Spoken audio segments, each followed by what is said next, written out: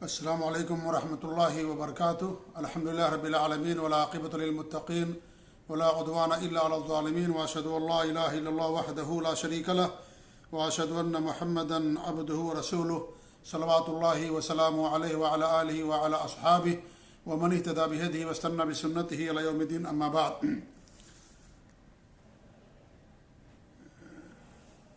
ہر ہفتے لگاتار آپ لوگوں کے سامنے اصول ایمان کی شرح کی جا رہی ہے۔ آج جو موضوع ہے وہ بھی فرشتوں ہی سے متعلق ہے۔ مصنف رحمۃ اللہ علیہ نے فرشتوں کے تعلق سے سیر حاصل گفتگو کی ہے، کیونکہ فرشتوں کے تعلق سے بہت سارے لوگ گمراہی کا شکار ہیں۔ جو فلسفی لوگ ہیں یا نیچریت زدہ لوگ ہیں وہ فرشتوں کا انکار کرتے ہیں، کہتے ہیں فرشتوں کے نام جیسی کوئی مخلوق نہیں ہے، یہ صرف اور صرف خیر اور شر کی پہچان کے لیے ہے، ورنہ کوئی فرشتے نہیں ہوتے ہیں۔ جنوں کا بھی انکار کیا انہوں نے، فرشتوں کا انکار کر دیا۔ اور جس زمانے میں اللہ کے رسول صلی اللہ علیہ وسلم مبعوث کیے گئے، جو وہاں کے مشرکین اور کفار تھے، ان کا فرشتوں کے بارے میں بھی بڑا برا ہی عقیدہ تھا۔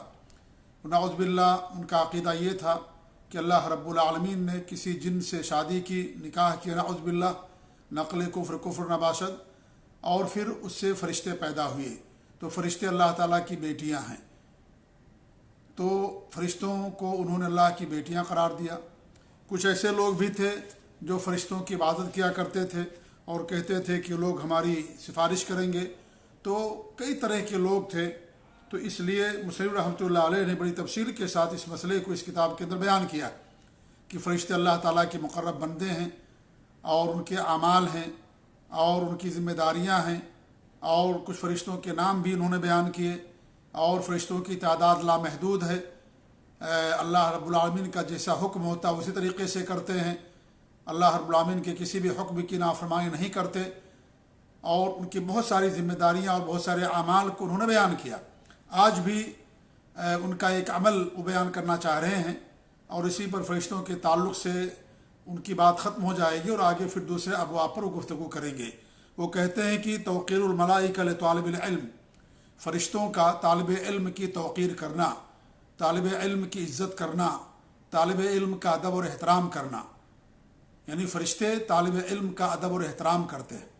اللہ تعالیٰ کے مقرب بندے ہیں فرشتے، لیکن جو طالب علم کے لیے نکلتا ہے، جو علماء ہیں، طلباء ہیں، اللہ کے دین کا علم حاصل کرتے ہیں، ایسے لوگوں کا باقاعدہ وہ ادب کرتے اور احترام کرتے ہیں۔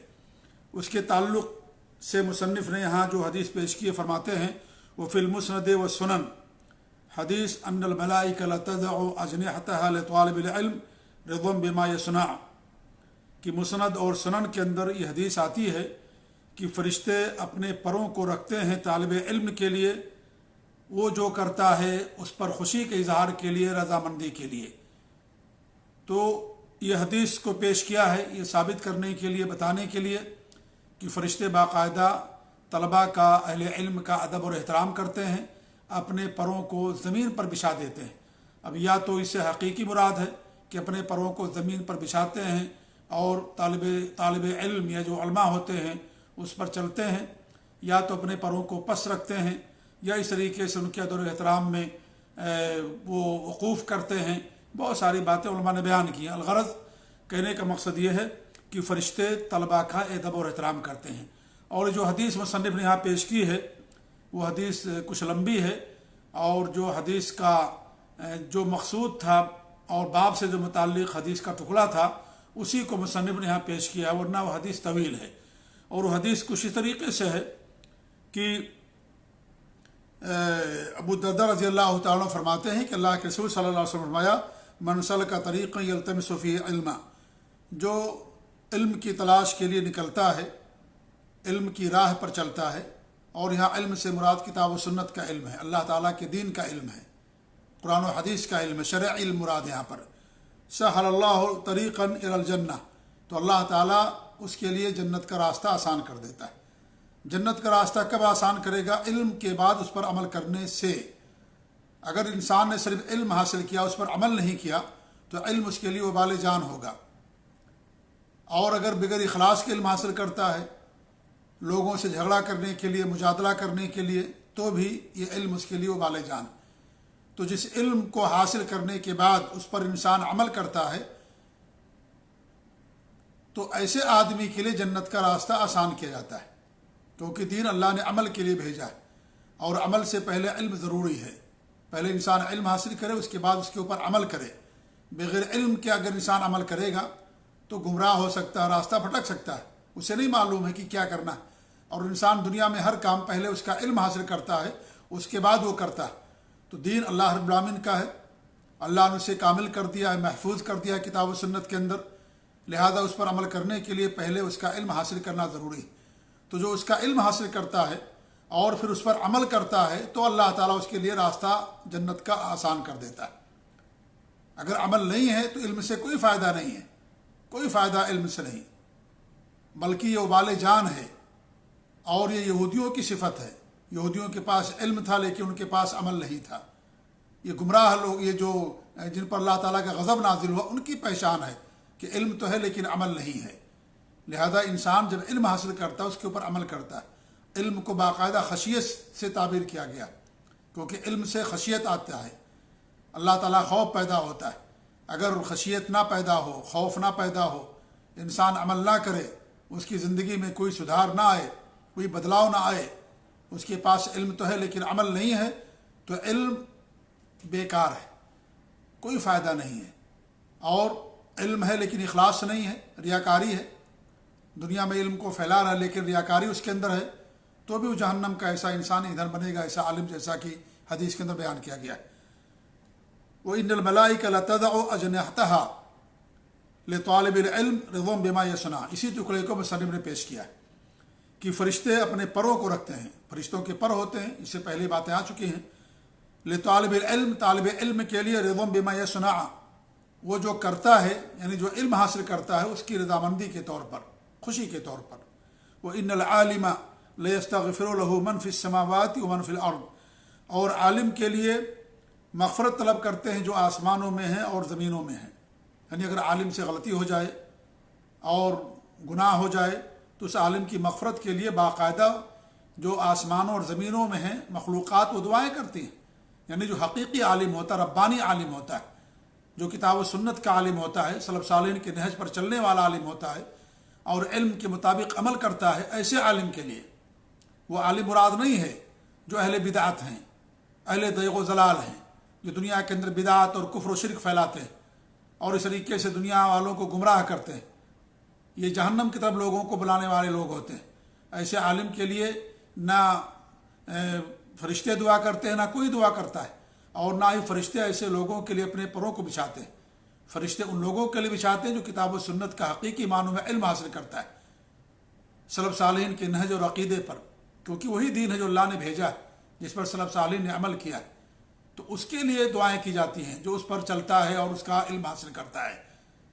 ہر عالم کے لیے نہیں، علماء سو کے لیے نہیں، برے علماء کے لیے نہیں، جو لوگ خود گمراہ ہوں اور دوسروں کو گمراہ کر رہے ہوں، ایسے علماء پر تو لعنتیں بھیج جاتی ہیں، ان کے لیے مغفرت کی دعائیں نہیں ہوتی ہیں۔ حتی الحیتان فی الماء، یہاں تک کہ مچھلیاں بھی پانی کے اندر ان کے لیے دعائیں کرتی ہیں۔ ذرا غور کریں، اس میں عالم کی، طالب علم کی کتنی بڑی فضیلت ہے۔ فرشتے پر بچھاتے ہیں اور سب ان کے لیے دعائیں کرتے ہیں، مچھلیاں ان کے لیے دعائیں کرتے ہیں، ساری مخلوق ان کے لیے دعائیں کرتی ہیں۔ وہ فضل العالم العابد، اور ایک عالم کی فضیلت عابد پر کیسے ہے؟ ایسی ہے جیسے کا فضل القمر علی سائر الکواکب، جس طریقے سے چاند کی فضیلت ہوتی ہے تمام ستاروں پر، کیونکہ جو عالم ہوتا ہے اس کے علم سے دنیا کے اندر روشنی پھیلتی ہے، سارے لوگ اس سے استفادہ کرتے ہیں، جہالت دور ہوتی ہے، شرک دور ہوتا ہے، بدعت و خرافات دور ہوتی ہیں، توحید پھیلتی ہے، سنت پھیلتی ہے، اور لوگ کتاب و سنت کے سائے میں آتے ہیں، کتاب و سنت پر عمل کرتے ہیں۔ تو اس عالم کی فضیلت عابد پر ایسے ہی ہے جیسے چاند کی فضیلت ہوتی ہے، کیونکہ جو عابد ہے ایک تو اس کے پاس علم نہیں ہوتا ہے، عام طور سے ایسی ہوتا ہے، اس لیے عابد جلدی گمراہ ہو جاتا ہے کیونکہ اس کے پاس علم نہیں ہے۔ اور یہ نصارہ کی صفت ہے کہ بغیر علم کے عمل کرنا۔ نصارہ کے یہاں روحانیت کیوں آئی، سادھو پن کیوں ان کے یہاں آیا؟ کیونکہ ان کے پاس علم نہیں تھا۔ وہ زیادہ عبادت کے چکر میں جس کو بھی ان کی عقل نے اچھا سمجھا اس کی عبادت کرنے لگے، وہ سب انجام دینے لگے۔ تو عبادت کے لیے کتاب و سنت سے دلیل ہونی چاہیے۔ تو عابد کی جو عبادت ہے اس کی اپنی ذات تک محدود ہے، لیکن عالم کا علم اس سے دوسرے لوگ بھی فائدہ اٹھاتے ہیں، پوری دنیا کے اندر روشنی پھیلتی، اس لیے عالم کی فضیلت زیادہ ہے عابد پر، بہت بڑی فضیلت ہے۔ چاند کے سامنے ستاروں کی کوئی حیثیت نہیں ہوتی ہے، چاند جو 14ویں چاند ہوتا ہے اس کے سامنے ستارے نظر ہی نہیں آتے، ان کی کوئی حقیقت نہیں ہوتی ہے، ایسے عالم کے سامنے عابد کی کوئی حقیقت نہیں ہے، کوئی اس کی حیثیت نہیں ہے۔ عالم کے سامنے اس کی عبادت اگر صحیح ہے اس کی اپنی ذات تک محدود ہے، اور اگر اس کی عبادت کتاب و سنت کے مطابق نہیں ہے تو خود گمراہ ہے، اور اس طریقے اس کی عبادت کا اس کو کوئی فائدہ نہیں، یا عبادت تو کرتا لیکن اخلاص نہیں ہے تو کوئی فائدہ نہیں اس کی عبادت کا۔ اس لیے عالم کی بہت بڑی فضیلت ہے۔ جیسے چاند جب طلوع ہوتا ہے تو کوئی ستارہ نظر نہیں آتا، 14ویں چاند جو ہوتا ہے سارے ستارے غائب ہو جاتے ہیں، کوئی ہوتے ہیں موجود لیکن ان کی کوئی حیثیت نہیں ہوتی، وہ نظر ہی نہیں آتے، ان کا گویا کہ وجود ہی نہیں ہوتا۔ اسی طریقے سے عالم کے سامنے عابد کی کوئی حیثیت نہیں ہوتی ہے، کوئی فضیلت نہیں ہوتی ان کی۔ اگر وہ صحیح عابد ہیں، کتاب و سنت کے مطابق عمل کرتے ہیں، مخلص ہیں، تو ان کی عبادت ان کی ذات تک محدود ہے، ان کو فائدہ ہوگا لیکن ان سے کسی کو فائدہ نہیں پہنچتا ہے۔ اور اللہ کے رسول صلی اللہ علیہ وسلم کی حدیث ہے، تم میں سب سے بہتر انسان وہ ہے جو دوسرے لوگوں کو فائدہ پہنچاتا ہے، جس سے دوسرے لوگ فائدہ اٹھاتے ہیں۔ پھر ہمارے بھی فرماتے ہیں وہ ان العلماء ورثۃ الانبیاء، علماء انبیاء کے وارث ہوتے ہیں۔ وہ ان الانبیاء لم یورثوا دینارا ولا درہما، انبیاء نہ دینار چھوڑ کے جاتے نہ درہم چھوڑ کر کے جاتے، مال چھوڑ کر کے نہیں جاتے۔ اور یہ فضیلت کے لیے کافی علماء کے لیے کہ علماء انبیاء کے وارث ہیں۔ الحمدللہ کتنی بڑی فضل کی بات ہے علماء کے لیے۔ انبیاء جو اللہ کے مقرب بندے، جن پر اللہ تعالیٰ کی وحی آتی ہے، جو دنیا کے اندر اللہ کی توحید کو پھیلاتے ہیں، شرک کا خاتمہ کرتے ہیں، اور اس روئے زمین پر، اس کائنات پر اللہ کے سب سے مقرب بندے ہوتے ہیں، سب سے معزز مفضل مقرب بندے، ان کے وارث ہوتے ہیں علماء۔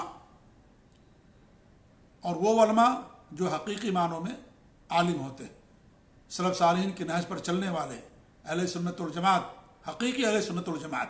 ہمارے ملک کے اہل سنت والجماعت نہیں، وہ تو اہل بدعت ہیں، اہل شرک، اہل خرافات ہیں۔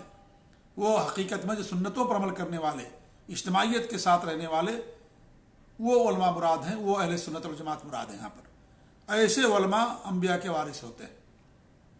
یہ سب شیطان کے وارث ہیں جو دنیا میں شرک کو پھیلاتے ہیں، یہ جہال کے وارث ہیں، کیونکہ جاہل ہی شرک کرتا ہے، اور جہالت جب عام ہوتی ہے، علم ختم ہوتا ہے، تب شرک دنیا کے اندر پھیلتا ہے۔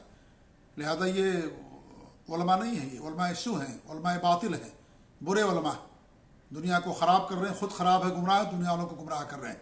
ایسے علماء سے بچنے کی ضرورت ہے۔ اللہ رب العالمین نے ایسے علماء کا ذکر کیا قرآن مقدس کے اندر کہ وہ لوگوں کا مال باطل طریقے سے کھاتے ہیں اور لوگوں کو گمراہ کرتے ہیں۔ ایسے لوگوں کو قیامت کے دن سزائیں ملیں گی۔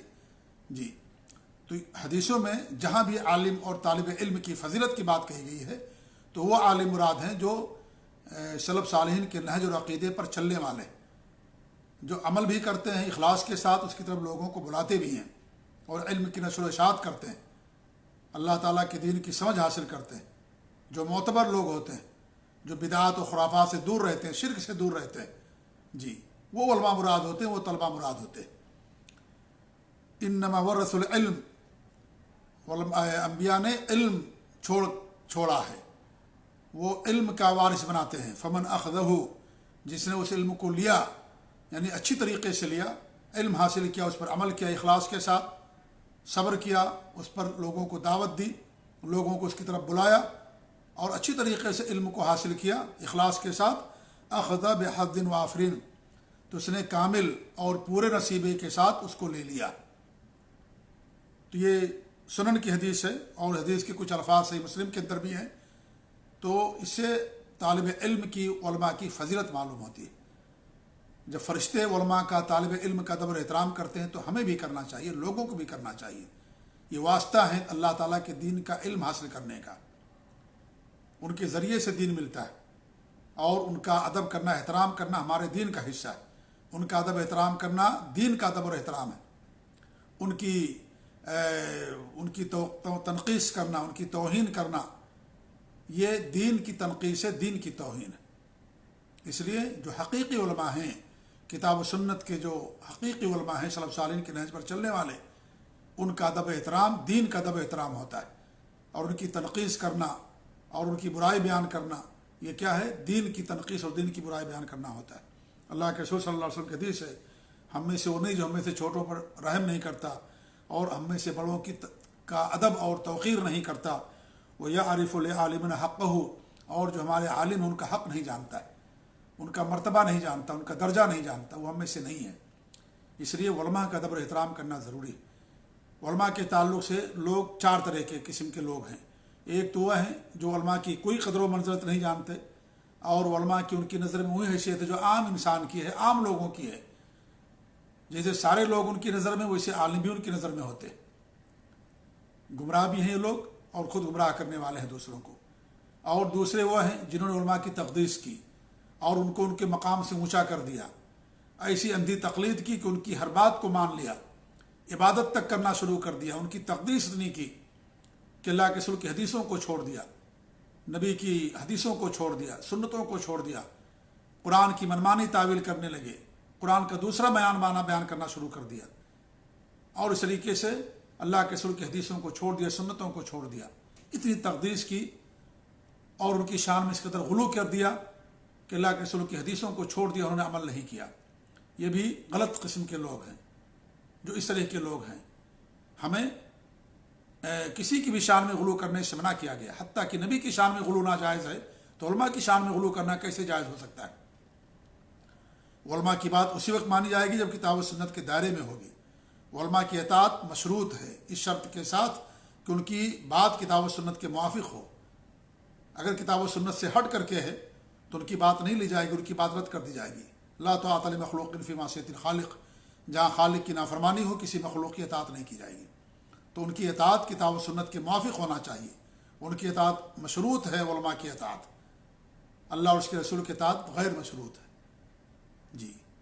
اور کسی عالم نے نہیں کہا کہ میری باتوں کو لینا اور حدیثوں کو چھوڑ دینا۔ آج جو لوگ تقلیدیں کرتے ہیں ان کے ائمہ نے، ان کے علماء نے ان تمام باتوں سے منع کیا ہے جی۔ تو یہ کچھ اس طرح کے لوگ ہوتے ہیں کہ علماء کو معصوم سمجھتے ہیں، علماء کی تقدیس کرتے ہیں، ان کو رب کا درجہ دے دیتے ہیں، جو حلال کہہ دیا حلال، حرام کہہ دیا حرام، اگرچہ کتاب و سنت کے اندر اس کے برعکس مسئلہ ہو۔ اتنی یعنی ان کی بات کو اس قدر مضبوطی کے ساتھ پکڑے رہتے ہیں کہ آپ حدیثیں پیش کریں، حدیثوں کو نہیں مانیں گے، اور مختلف بہانے پیش کریں گے، مختلف تعویلیں، قرآن کی منمانی تعویل، ایسی تعویل کہ ہمارے امام کی بات غلط نہ ہو، قرآن غلط ہو جائے، غلط معنی بیان کرتے تھے، نعوذ باللہ۔ ایسے لوگوں کے شر سے اللہ تعالیٰ پوری امت کو محفوظ رکھے۔ تیسرے وہ لوگ ہیں جو علماء کی قدر و منزلت کو جانتے ہیں لیکن علماء کا ادب احترام نہیں کرتے۔ کہتے ہیں کہ علماء کا ہے ادب، منزلت ہے، مرتبہ ہے، لیکن کوئی احترام نہیں کرتے علماء کا، کوئی ادب ان کا نہیں، ان کی غیبتیں، چغلیاں، ساری چیزیں ہوتی رہتی ہیں۔ چوتھے وہ لوگ ہیں جو علماء کا مقام جانتے ہیں، ان کا مرتبہ جانتے ہیں، اور کتاب و سنت کے دائرے میں رہتے ہوئے ان کا ادب احترام کرتے ہیں، ان کے حقوق کی ادائیگی کرتے ہیں، اور اس طریقے سے ان کے لیے دعائیں کرتے ہیں، اور انہیں کتاب و سنت کا علم حاصل کرنے کا ذریعہ سمجھتے ہیں، ان سے علم لیتے ہیں، اور اس طریقے سے ان کی وہ بات جو کتاب و سنت کے موافق ہے اس کو لیتے ہیں، اور جو کتاب و سنت سے ہٹ کر کے ہے وہ بات کو چھوڑ دیتے ہیں، اس بات کو چھوڑ دیتے۔ تو یہ حق پر لوگ ہیں۔ یہی سلف صالحین کا عقیدہ اور منہج ہے کہ ہم علماء کا ادب احترام کریں۔ اگر کوئی کسی عالم سے علمی غلطی ہو جائے تو عوام ان پر رد نہ کریں، کیونکہ عوام کو تو کچھ معلوم ہی نہیں، عوام کیا جانے علم۔ علماء کا کام یہ، علماء رد کریں، علمی رد ہو، علمی تبصرہ ہو، یہ علماء کا کام۔ لیکن اس کا مطلب یہ نہیں ہے کہ اگر سلف صالحین کے نہج پر چلنے والے علماء سے اگر کوئی غلطی ہو جائے تو ان کی ساری باتوں کو رد کر دیا جائے، ایسا نہیں ہے۔ یہ بات ان کی نہیں مانی جائے گی، باقی باتوں کو لیا جائے گا، کمال اللہ کے علاوہ کسی کے لیے نہیں۔ اس لیے چوتھی جو قسم ہے وہی حق پر ہیں کہ علماء کا ادب احترام کریں کتاب و سنت کے دائرے میں، اور اس طریقے سے ان کی بات اگر کتاب و سنت سے ہٹ کر کے تو ان کی بات رد کر دی جائے، اور لیکن ان کا ادب و احترام کیا جائے، ان کے لیے دعائیں کی جائیں، اور اس طریقے سے ان کی شان میں غلو نہ کیا جائے، نہ ان کی تنقیص کی جائے، بلکہ شریعت نے جو ان کا مقام دیا اس مقام کو ان کے لیے روا رکھا جائے اور اسی مقام کو ان کے لیے سمجھا جائے۔ تو یہ ہے علماء کے تعلق سے چار طرح کے لوگ ہوتے ہیں۔ الغرض کہنے کا مقصد یہ ہے کہ علماء کا ادب احترام ضروری ہے۔ طاؤس رحمۃ اللہ علیہ فرماتے ہیں کہ سنت میں سے کہ 4 لوگوں کا ادب اور احترام کیا جائے، ایک تو عالم کا، اور ایک ذو شیبہ بوڑھے انسان کا، عمر رسیدہ یعنی بڑے شخص کا، وہ سلطان اور بادشاہ کا، والوالد اور والد کا۔ ان سب کا ادب احترام کرنا سنت میں سے، ہمارا دین ہمیں اس بات کی تعلیم دیتا ہے کہ ان سب لوگوں کا ادب احترام کیا جائے۔